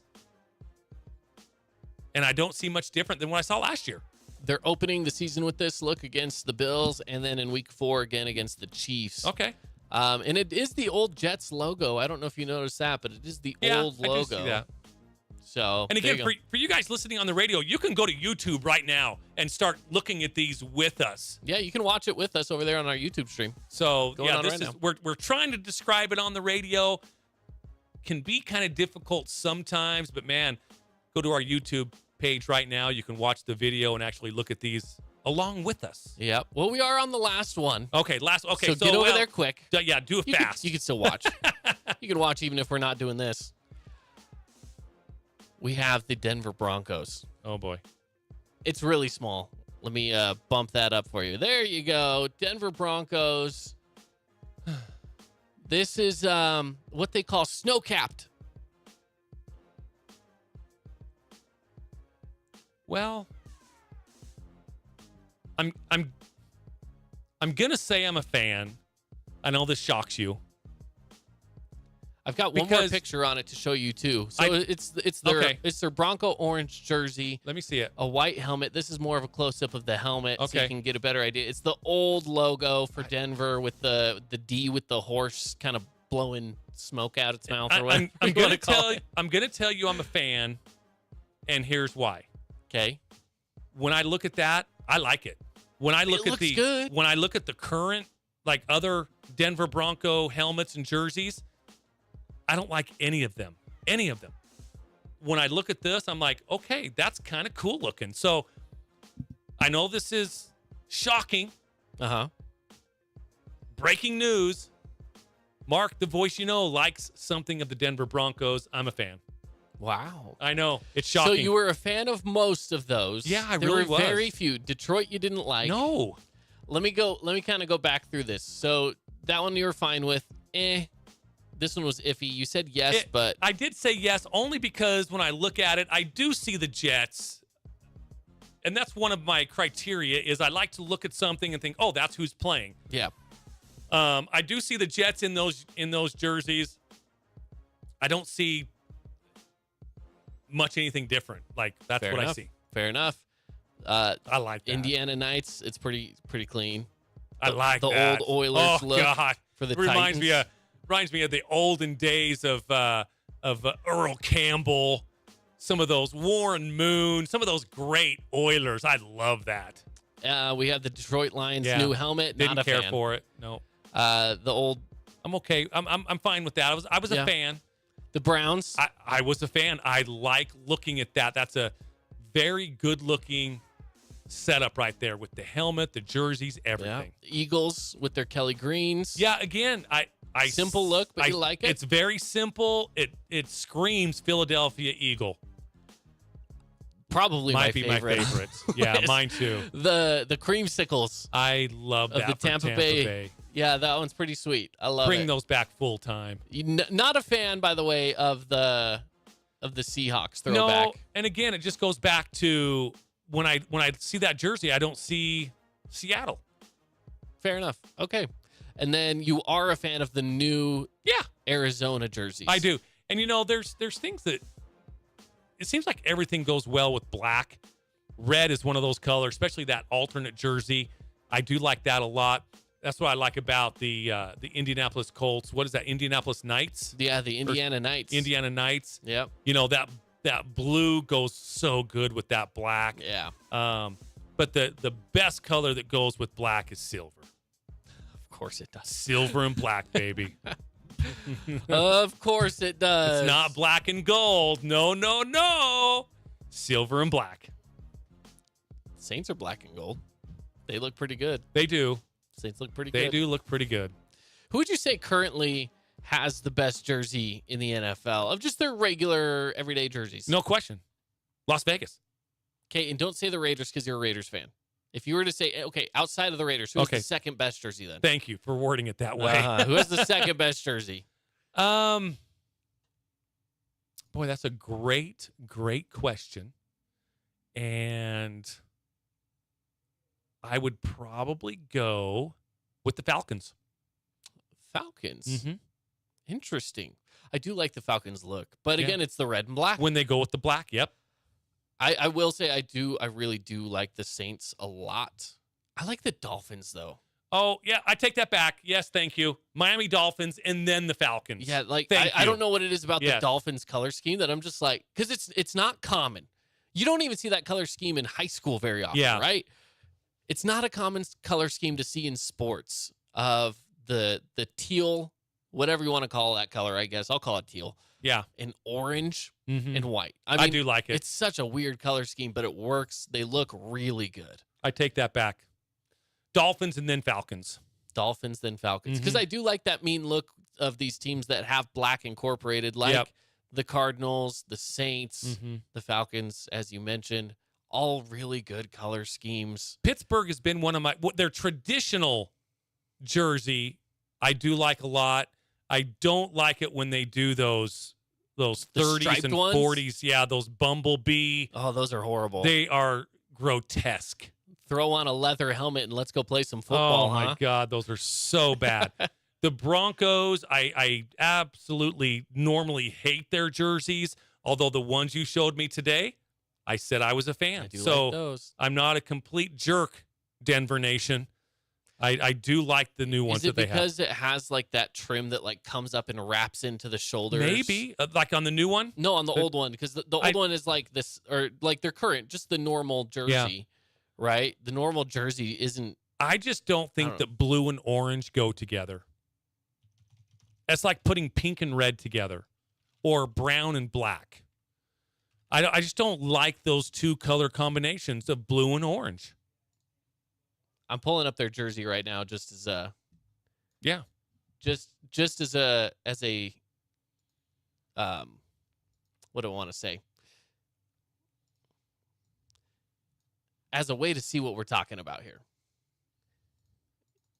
Now again, our YouTubers they can get it. We'll get this pulled up on YouTube so you guys can see what we're talking about. But as I mentioned, you see what I'm talking about, how the trim on the side wraps up into the shoulders. Yeah, I don't like that. Well, and again, it just goes with the two colors that just don't go together. Blue and orange just don't go together. I'm sorry. They just don't. Yeah, you're not a fan of that, though. No. Not a fan. No. Although, but I do like... You know, blue and orange technically go very good together. No, they don't. According to the color wheel. They're exact opposites. Same as red and green. No. Exact opposites. Yep. Who has red and green? Christmas. As a pro football team. Good point. Because you would look like Christmas out there if you're wearing red and green. Yeah. That wouldn't look good. Stupid. We got some green and yellow with Green Bay. Mm-hmm. But that's about it. Yeah. Now, what would it be? It would be yellow and purple are opposites, which is Vikings. Just a thought. I just go by the eye test. When I see that, they don't go together. I don't care what the wheel says. All right, if you say so. Hey, let's take a break. When we come back, we are talking some more NFL. So stick around with us here on From the Bleachers. More coming up next. Hey, it's Caden Formaster. And Mark Musgrave, the voice you know with the Fan Sports Network. Check out our local sports radio show, From the Bleachers, live every weekday from 4 to 6 p.m. Listen to us on the radio on 99.5 or 95.3 FM. You can also listen through the Fan Sports Network app or watch the show live on the Fan Sports Network YouTube page. The Fan Sports Network is your home of Utah Tech Trailblazers, high school sports, and the pros. The Fan Sports Network, Southern Utah's home for local sports. Did you know that St. George News has a new app? Download the St. George News app today and stay up to date on everything happening in Southern Utah. Get instant notifications on news, weather, sports, and more. Download the app today and get your local news now. Media is everywhere. It's a part of our daily life, our routine, not just for entertainment, but to stay informed. Local media has the biggest impact on your daily life. It's what's around you, what matters. And at Canyon Media, our goal is to deliver the very best in local entertainment, news, and media. From our award-winning radio stations like 99.9 Coney Country to Southern Utah's #1 source for local news, St. George News, we believe in delivering free, fast, and accurate local news, entertainment, and information to all of Southern Utah through our entertaining on-air personalities and music, compelling local shows, and community events like the City of St. George 4th of July celebration and charitable events like Coney Corns for Kids. From our entire team of dedicated designers, videographers, salespeople, digital marketers, writers, and on-air talent, thank you for letting us be a part of your daily life. Canyon Media, here for you.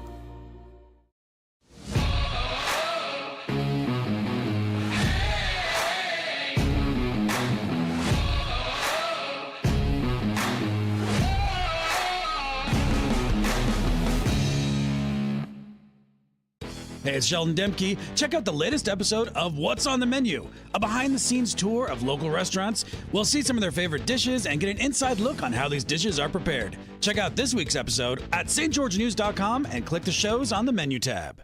Check out this week's edition of TGIF on stgeorgenews.com. TGIF is your weekend adventure guide to all the fun and exciting things going on in Southern Utah this weekend. Find this week's edition at stgeorgenews.com and click the shows on the menu tab. Have a blast this weekend.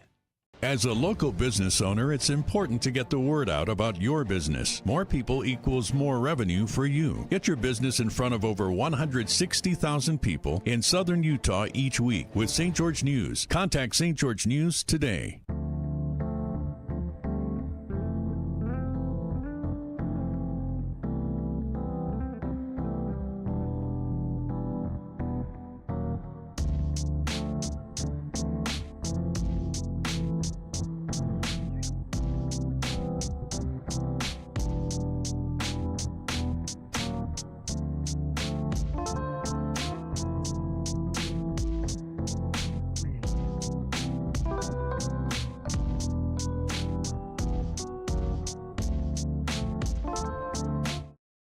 Welcome back in, everybody. It is From the Bleachers here on the Fan Sports Network. Caden Formaster, Mark Musgrave. The voice you know.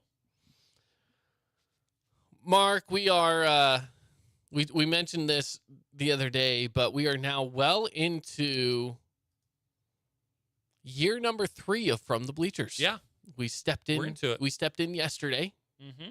Granted, it was Media Day, and we didn't even do a show. Yep. So this is our first show of year 3 of From the Bleachers. So, yeah, it's been a fun 2 years. It really has. It's gone by fast. It really fast. And hey, I'm still impressed that our key fobs work still. They still work. So They there we worked go. This morning. We are able to do a show and I guess, I mean, being that we're on our 3rd year, I guess it's okay, right? Yeah. You know, we're kind of hard on ourselves though too, because there's days that we walk away, you know, like, hey, that was a pretty good show, and there's other days like, oh boy, We're like, we could have done better. that wasn't very good.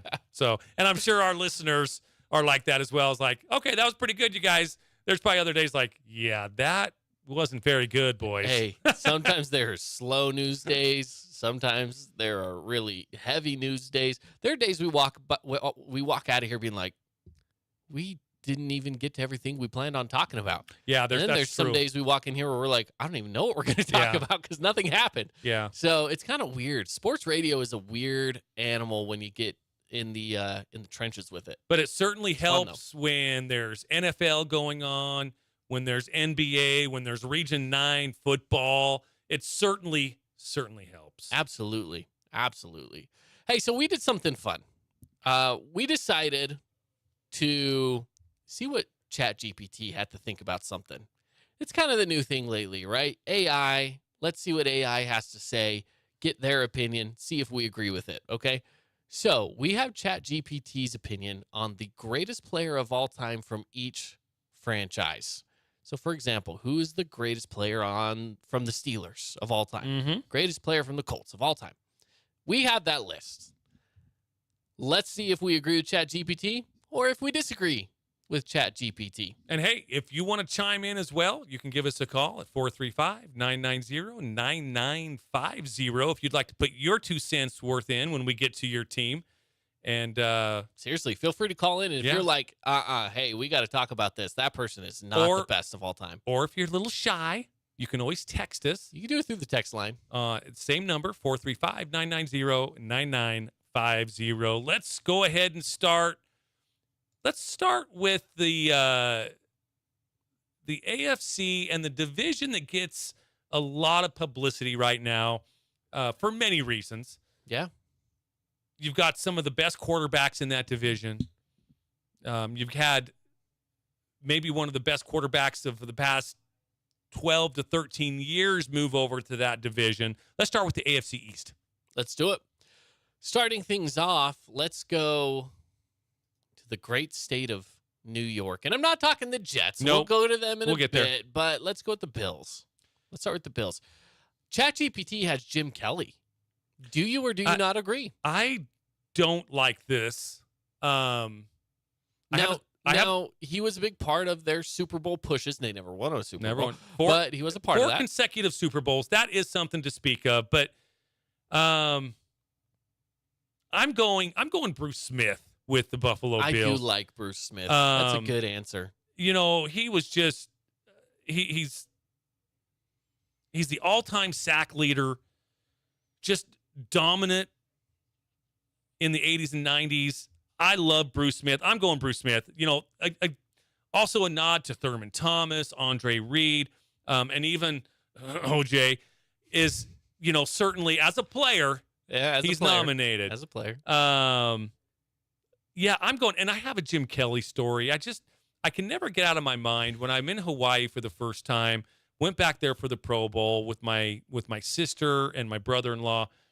And I just remember, seriously, this is a true story. A kid goes up to him, and it wasn't a bunch of kids. Just one kid went up to him. Yes, he is kind of lounging in a beach chair or whatever. And I get you want your personal time sometimes, but you know what? You get paid a lot of money to be an NFL quarterback. And, you know, one of the cons to those is that people are going to bother you, okay? Mm-hmm. This kid comes up to him, asks for his autograph, and he just waved him off. And I'll just never get that out of my mind.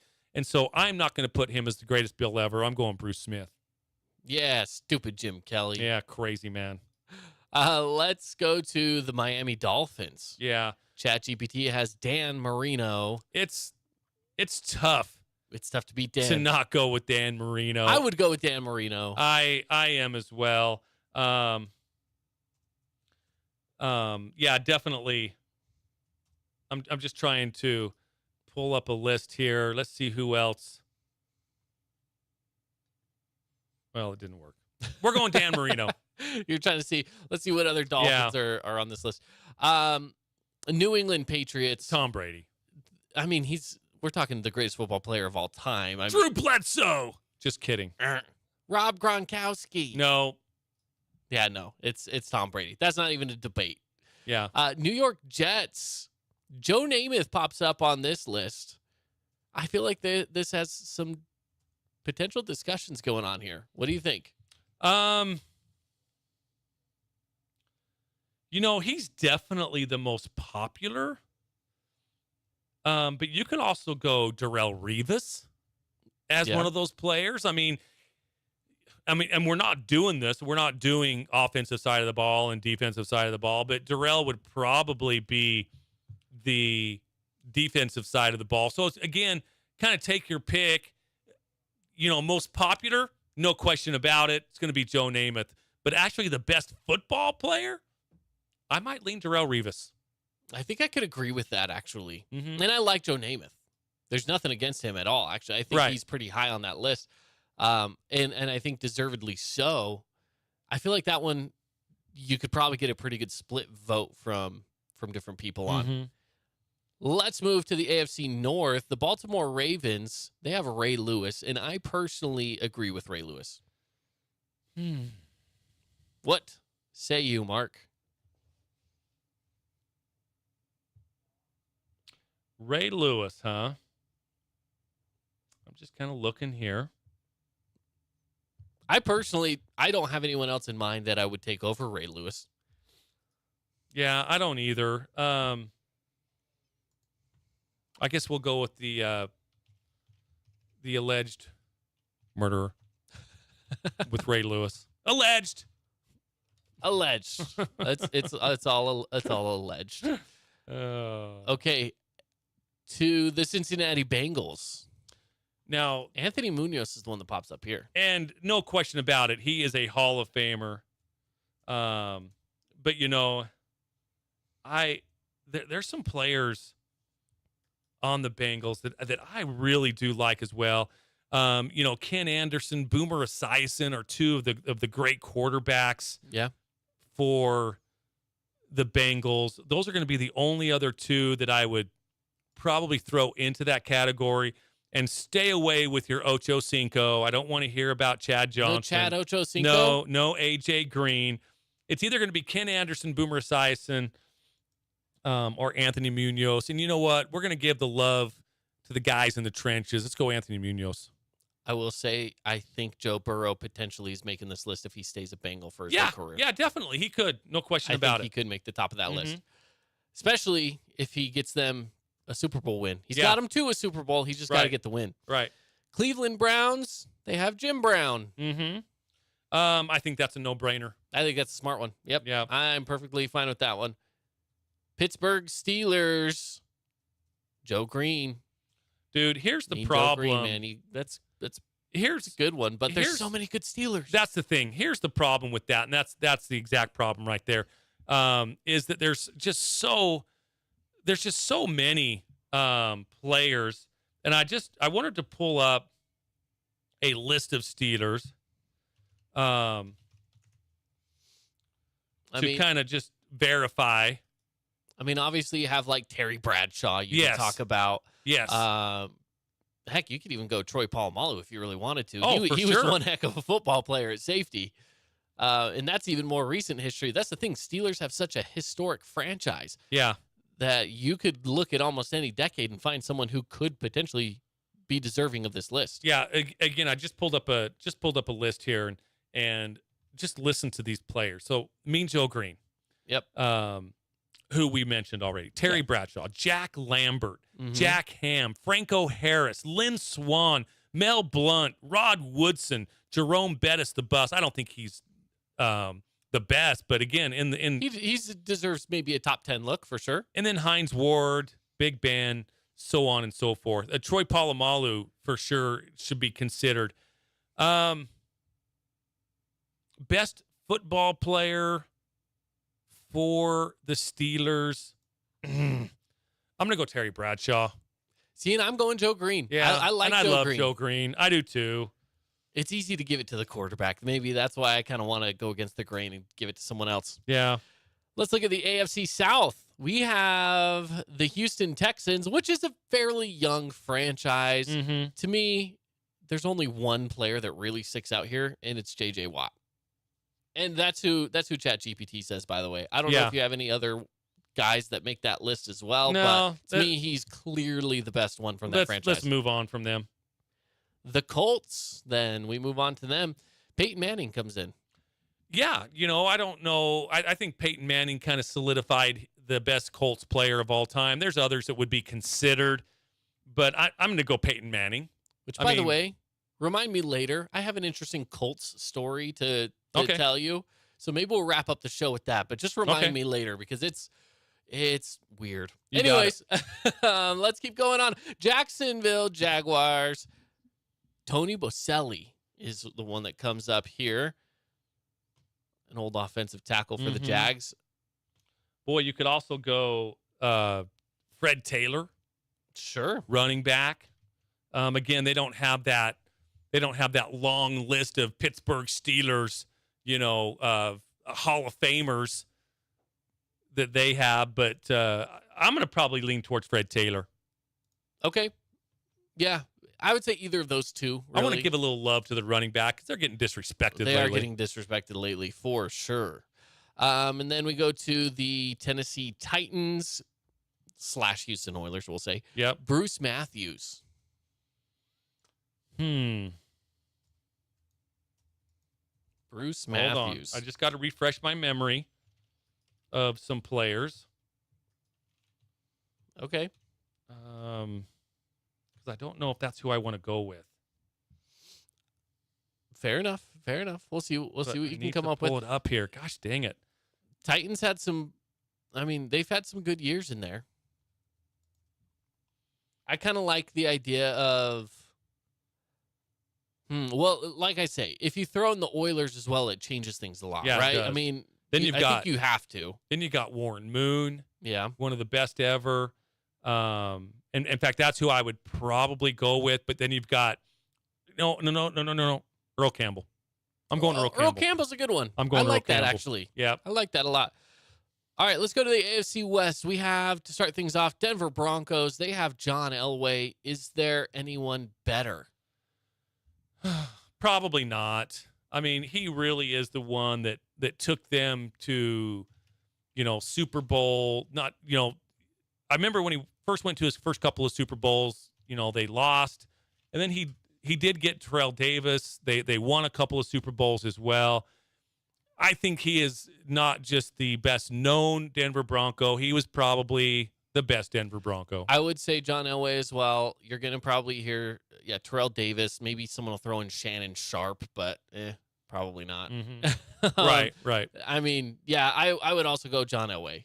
By the way, I used to love John Elway when I was a kid. Oh, I've always hated him. I don't know why, but I liked John Elway as a kid. Always hated him. Let's see. Kansas City Chiefs. They have Derek Thomas, but I will say Patrick Mahomes is making a good push for himself. But I think there are a few other names to consider here. What do you think, though? Yeah, Derek Thomas. Don't forget about Len Dawson, quarterback. Tony Gonzalez, by the way. And he won a Super Bowl as well. Yeah, Tony Gonzalez, probably the best tight end of all time. Arguably the best tight end ever to play. I'm not going to lie. I'm surprised Tony Gonzalez wasn't. Like, to me, that's who I actually probably would have picked, not considering Patrick Mahomes nowadays. I mean, does Patrick Mahomes win that only, 6 years in? That's what I'm saying. Does he need a little more longevity before he really wins that? I think you give Patrick Mahomes another 5 years, then it's his. But to me right now, I personally would go Tony Gonzalez. I mean, you still have Len Dawson, Derek Thomas, right? There's other great names on this list, but I don't know. I think I'm going to go Tony Gonzalez as well. I don't.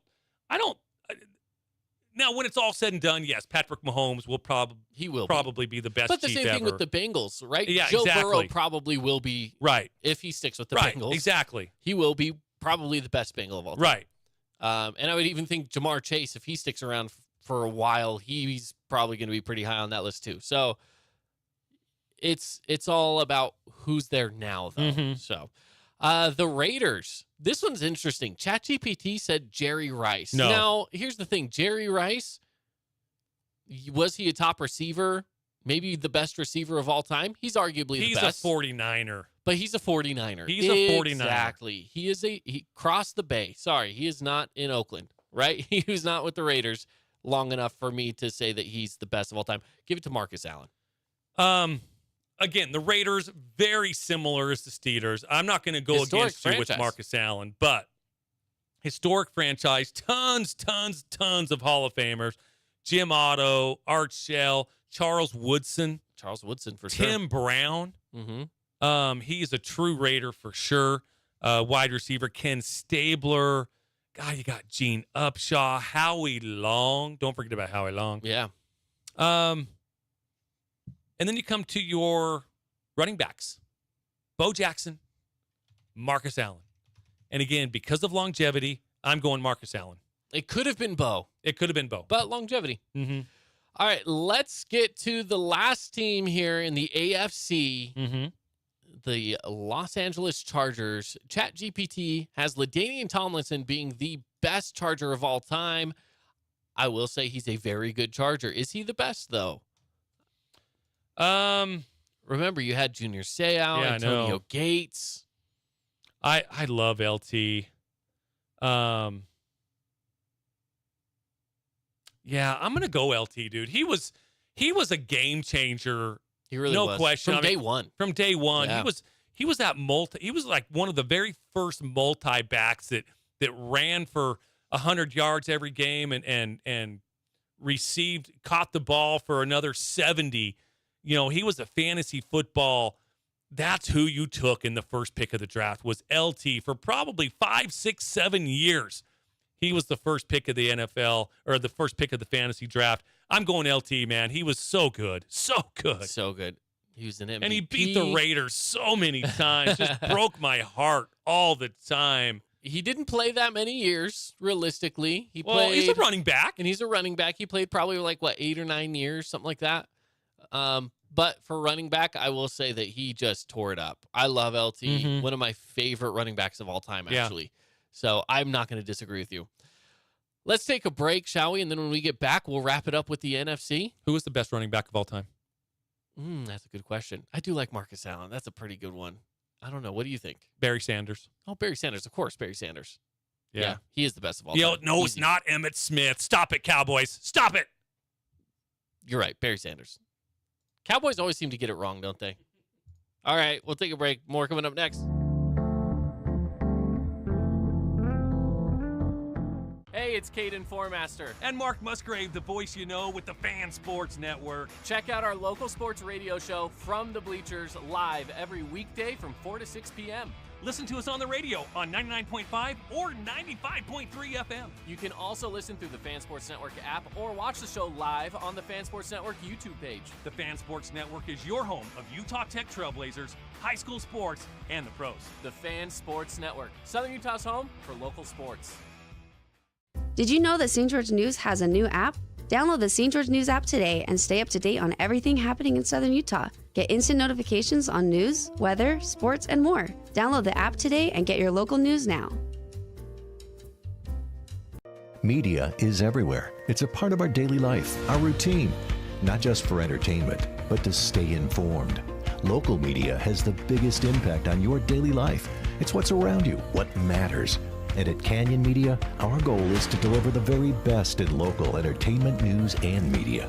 From our award-winning radio stations like 99.9 Coney Country to Southern Utah's #1 source for local news, St. George News, we believe in delivering free, fast, and accurate local news, entertainment, and information to all of Southern Utah through our entertaining on-air personalities and music, compelling local shows, and community events like the City of St. George 4th of July celebration and charitable events like Coney Coins for Kids.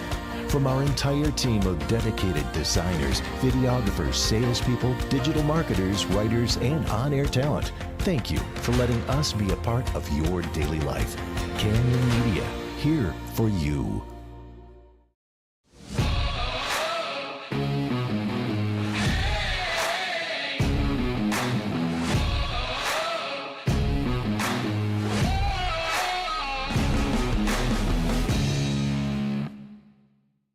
Hey, it's Sheldon Demke. Check out the latest episode of What's on the Menu, a behind-the-scenes tour of local restaurants. We'll see some of their favorite dishes and get an inside look on how these dishes are prepared. Check out this week's episode at stgeorgenews.com and click the shows on the menu tab.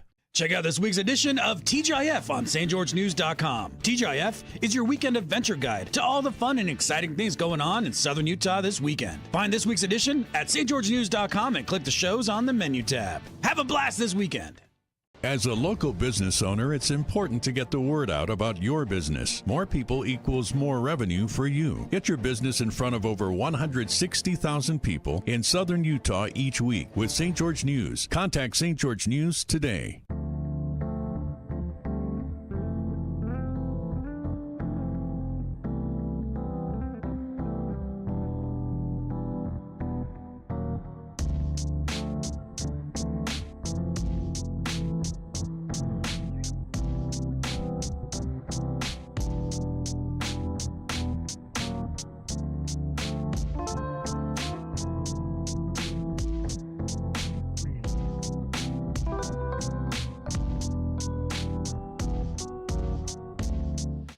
Welcome back in, everybody. It is From the Bleachers here on the Fan Sports Network. Caden Formaster, Mark Musgrave. The voice you know. All right, Mark, we are wrapping it up here with the best players of all time, according to ChatGPT. And right now we're on to the NFC. We got 10 minutes. See if we can make our way through this. We're starting things off with the NFC East. Dallas Cowboys to start it off. They say Emmitt Smith. Cowboys have a long history. Yeah, they do. They have a ton of great players, too.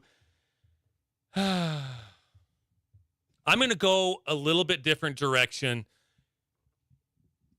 Cowboy fans are going to hate. Well, they're not going to hate me, but I don't give Emmitt Smith as much credit as other people do because, and this isn't his fault, he ran behind the best offensive line in the history of the NFL. I think you and I could have gained 100 yards a game behind that offensive line. They were awesome. I'm going Roger Staubach.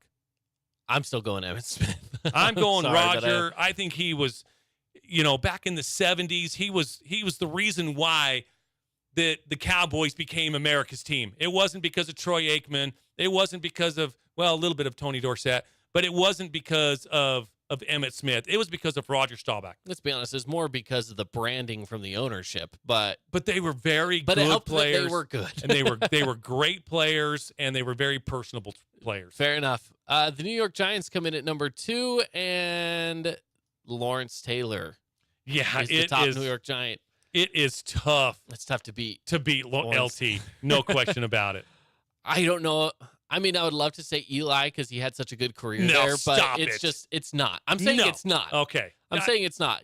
I'm saying, a lot of times you want to give those quarterbacks credit. He won a couple Super Bowls. It's still not. I will tell you, Eli should not even be in the Hall of Fame. I think he deserves the Hall of Fame. No. I personally do. I don't think there's much of a question. He was an average quarterback on really good teams.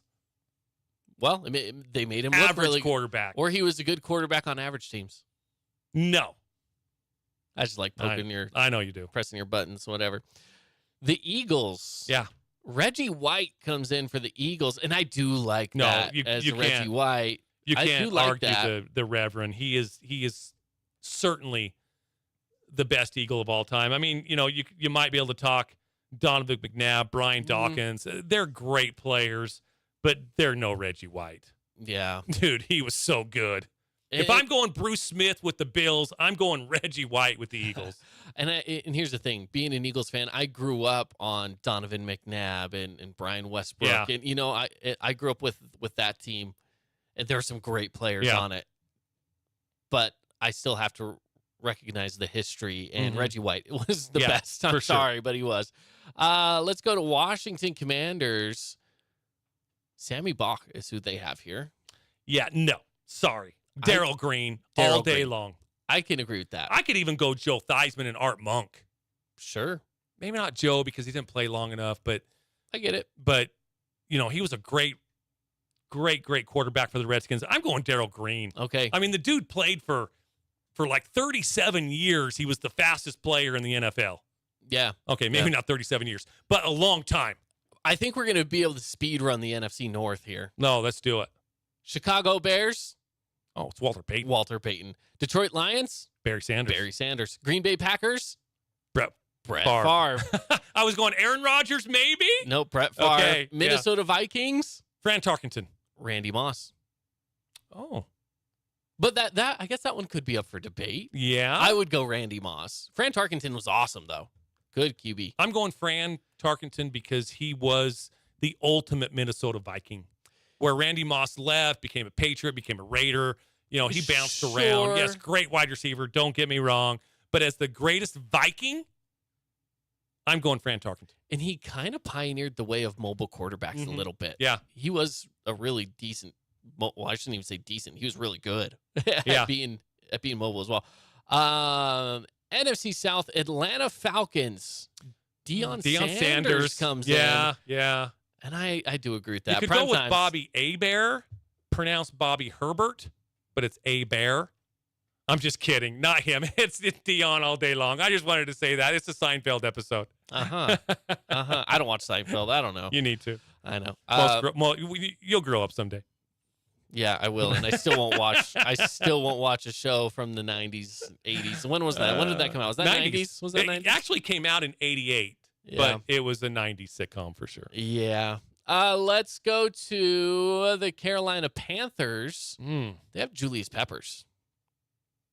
Yeah, Julius Peppers. That's a pretty good one. Yeah, it is. I like that one. For their short history, yeah. Yeah, because that's the thing. They've only been around since the early 90s, too. So, New Orleans Saints. Drew Brees comes in on this list. And racking my brain, I don't know who else really fits in there. Yeah, I'm going Drew Brees as well. I like this pick for Tampa Bay. They have Warren Sapp. I love that pick. I like Warren Sapp. He's a big part of their... Because you can't go Tom Brady. No, and he wasn't there long enough. No. And it was also pretty late in his career. He was okay. Warren Sapp was a beast. Warren Sapp was awesome. And he's almost in that category of Bruce Smith and Reggie White, just a tier under those. So, but yeah, that's great company to be in. I'm going Warren Sapp. I like Warren Sapp at that position. Yeah. Let's see. Cardinals. They have Larry Fitzgerald.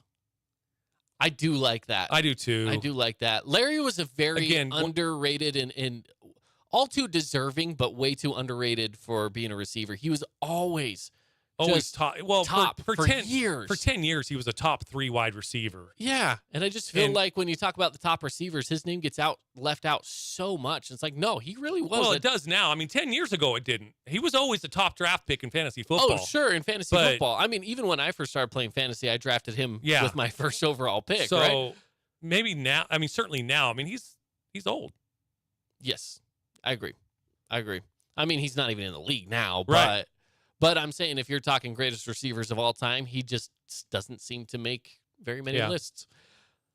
The Rams, Eric Dickerson comes in for ChatGPT. I kind of forgot about Eric Dickerson. Not me. I like Eric Dickerson. When I was thinking Rams, I was like, I don't know who they're going to go with there. Yeah. Are they going with they have someone a long history from those too. 99, 2000 teams right there? But, you know, Kurt Warner or something? Eric Dickerson. Eric Dickerson. It's a good one. I like Eric. 49ers, they do have Jerry Rice here. I don't know why they put Jerry Rice twice. But I do think Jerry Rice is pretty high on this list. I think that you also need to look at Joe Montana. You do. It's going to be between those two. There's 100%. Really no argument with anybody else. Stop it, you BYU Cougars. It's not Steve Young. Joe Montana was better than Steve Young. Yes, as a 49er. It's one of those two. Overall, and you're not wrong by picking anyone. I'm going to go with Jerry Rice only because he is the best football player of all time. Oh, okay. So, Seahawks, final one on the list. Seattle Seahawks, Steve Largent. Steve Largent. That's who comes in again, on this one of those. You know, you could go Marshawn Lynch here. Honestly, yeah. I mean, I do like Steve Largent, but I think I really am going to go Marshawn. Man, I kind of forget about like Richard Sherman on that team. Yeah, he was great too. That was a good too. team. I know. That was a good team. I like Marshawn though. That's a good. Marshawn was Derrick Henry before Derrick Henry. Yeah. And I would dare say Marshawn was better than Derrick me Henry. too. I like that. Marshawn Lynch. I'd go there. Mm-hmm. I'd go there. All right. Well, that's all of the teams. Yeah. We went through there. According to ChatGPT, we agreed on like 70% of them, probably. Somewhere around there. Hey, Caden. That's not bad. Caden, I got 3 headlines for you. Let's do our 3 headlines, 1 story. Okay, let's All do right. it. So here's the 3 headlines. Okay. 10 baby boomer complaints young people agree with. Okay. America has reclaimed the record for the loudest burp by a woman. Okay. The third one, a guy threatened to blow up an airport when he missed a flight. Which one are we going with? I will say I already read the story on the second one. I don't need to go there anymore. Okay. I've done it. Let's go to the last one. Okay, yeah. This guy showed up to his flight late. The doors were closed already, and he threatens to blow up, seriously, with a bomb, blow up the airport. Can't say bomb in an airport. No, you can't. Or threaten it. Yeah. Why do we know? None of the above. Why do we know that? I got a clip. Yeah, let's play it. You said bomb on an airplane. What's wrong with saying bomb on an airplane? You can't say bomb on an airplane. Bomb, bomb, bomb, bomb, bomb, bomb, bomb, bomb, bomb, bomb, bomb, bomb, bomb, bomb. You gonna arrest me? You assaulted an airline What if I was employee? in the That's a military and I was a federal offense. bombardier? Right there. Bomb, I bomb, got bomb, enough bomb, to bomb, put you bomb, away bomb, for a bomb, few bomb. years. Norm. Take 5. I got a specialist here. Bye, Norm. That's why you can say bomb on an airplane or in an airport. Yeah, this guy was, he apparently needed to take a flight and go, he was a truck driver, and go pick up his semi. Okay. Well, he was late. They closed the doors, and he threatens to blow the place up. Oh, geez. Well, don't do that. That's not smart. No. Because you can't say bomb in an airport. Can't say bomb on an airplane or on an airport. None of the above. None of the above. Thanks for joining us on the show today. We'll be back again tomorrow, of course. You can still go watch Media Day coverage from Region 9 on our website, fansportsnetwork.com. But we'll see you guys tomorrow. Have a good one.